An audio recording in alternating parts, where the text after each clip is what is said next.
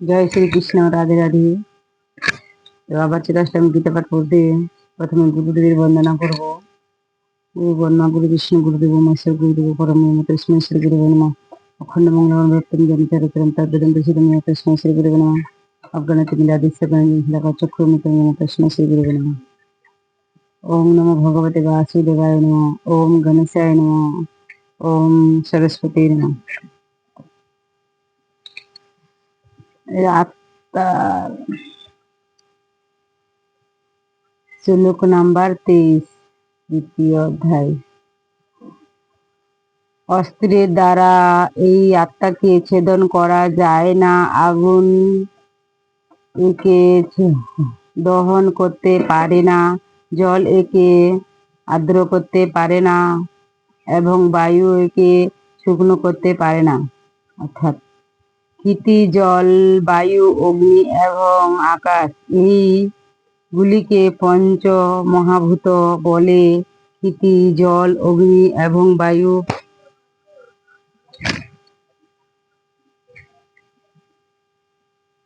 এই চারটি তত্ত্ব আকাশ হতে উৎপন্ন হয় এবং এগুলি ক্রিয়াশীল। একমাত্র আকাশের কোনো ক্রিয়া সংঘটন করার ক্ষমতা নেই। ক্ষিতি, জল, অগ্নি ও বায়ু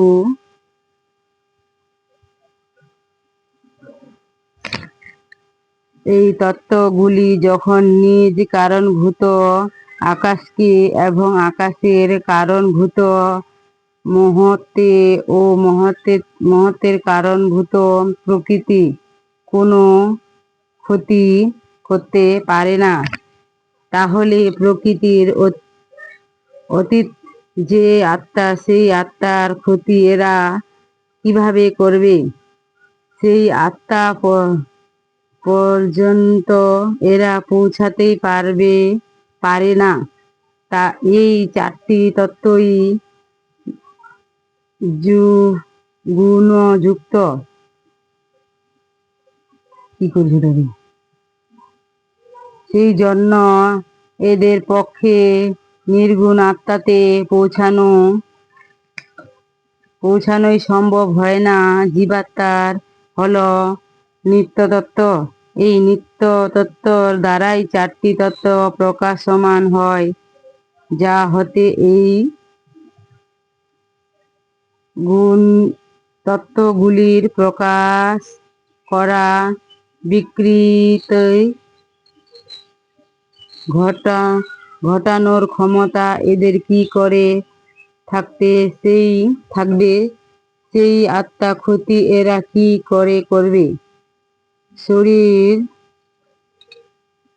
শরীরকে অস্ত্র দ্বারা ছেদন করা যেতে পারে, জল দ্বারা ধৌত করা যেতে পারে, আগুন দ্বারা পুড়ানো যেতে পারে এবং বায়ু দ্বারা শুকনো করা যেতে পারে, কিন্তু এগুলির কোনোটি শরীরের বা জীবাত্মার কোনো ক্ষতি করতে পারে না। তারা জীবাত্মার কাছে পৌঁছাতেই পারে না। জীবাত্মার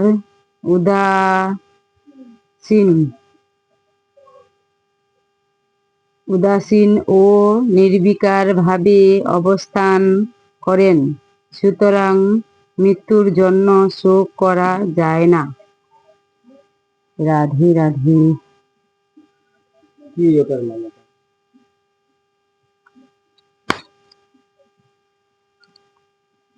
তোমার যে আত্মাটা আছে, আত্মাটাকে কেউ মারতে পারবে?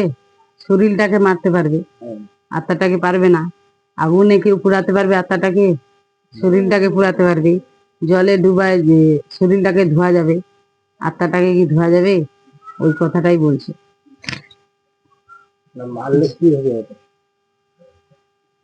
আত্মাটাকে কেউ মারতে পারবে না, শরীরটা মরবে। আর তার জন্য বলছে যে কৃষ্ণ তুমি শোক করো না। অর্জুনকে বলছে যে মৃত্যুর জন্য তুমি মিথ্যায় শোক করছো। আত্মার কখনো বিনাশ নাই, আত্মা কখনো মরে না। শোক করে কোনো লাভ নাই, ওই জন্য